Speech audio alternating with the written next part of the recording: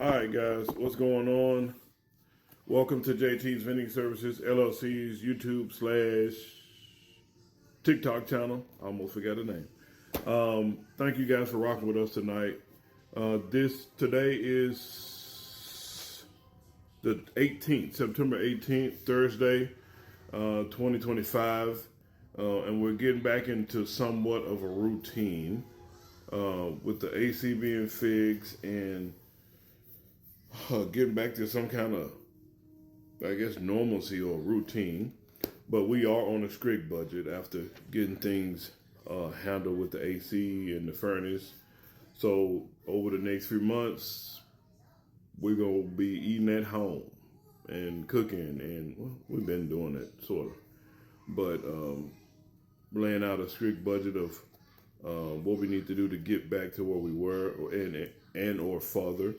So my daily devotionals is not much gonna change.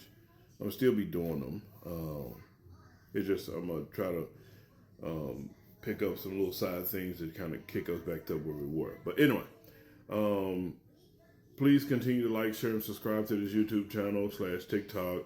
We thank you guys for rocking with us. If you're on our TikTok channel, jump over to our YouTube channel and subscribe. That'll help our numbers grow.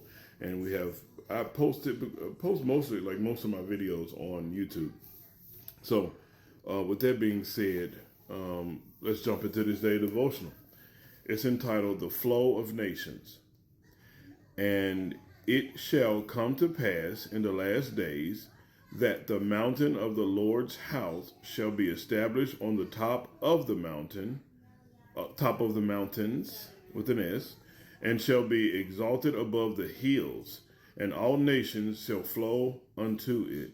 Isaiah chapter 2, verse 2. The news is full of reports of persecution, oppression, abuse, and war. Mankind often doesn't treat each other very well. It's nearly too much to bear in big doses. And it's difficult not to wonder if the world is void of hope. It won't always be this way, though. Isaiah sees a vision in which the Lord's house, which many believe to be the church or the people of God, shall be established on this earth, exalted above the hills, for the gospel shall reign supreme above all else, and all nations shall flow unto it like a mighty river. Imagine some of the most hostile nations on earth bending a knee to King Jesus. Stubborn.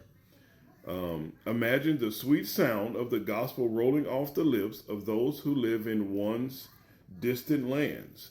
Imagine the darkness being pushed back by the flood of light.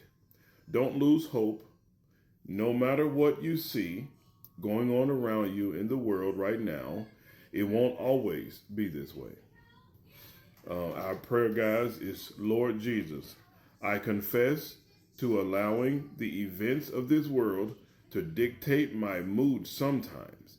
But this verse brings me so much more hope as I consider your faithfulness. May God add a blessing to the hearers and the doers of his word. There he is. All of the things that's going on these days, like with the last passing major event, Charlie Kirk being killed, and another young black guy being found dead, hung in a tree in Mississippi. And I'm in Memphis, so it's so much,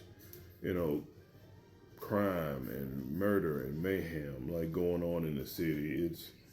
It can be overwhelming in big doses.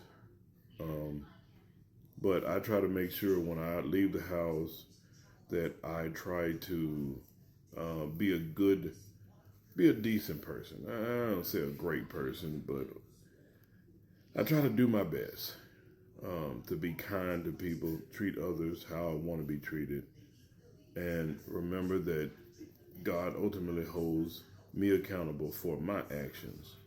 So knowing that, people make mistakes and we're human, still having an understanding of being around people with the same values, we're all flawed.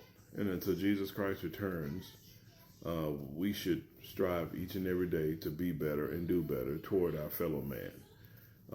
The greatest of all commandments, in Matthew, when one of the lawyers asked Jesus, he said, which is the greatest commandment? And Jesus said, the first commandment is to love God with all your mind, body, heart, and strength.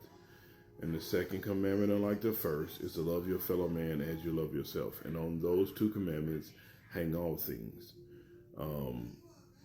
Saying that you're not, if you can't keep those two, you can't keep any of the 10 commandments. So I kind of looked at it as two relationship principles: a relationship with God and a relationship with your fellow man. And that's simply just trying to treat people better, treat people with kindness. That don't mean agree with everything they do. That don't mean judge them harshly because of how they look. It just means simply being honest and giving your honest opinion, letting your yes mean yes and your no mean no. So I love you guys. Continue to pray for me and my family.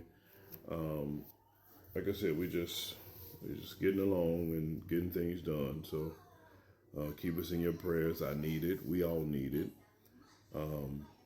And I love you guys and thank you for tuning in. I'll see you guys tomorrow. Same place, same time. Au revoir. A bientôt. Allez prochaine.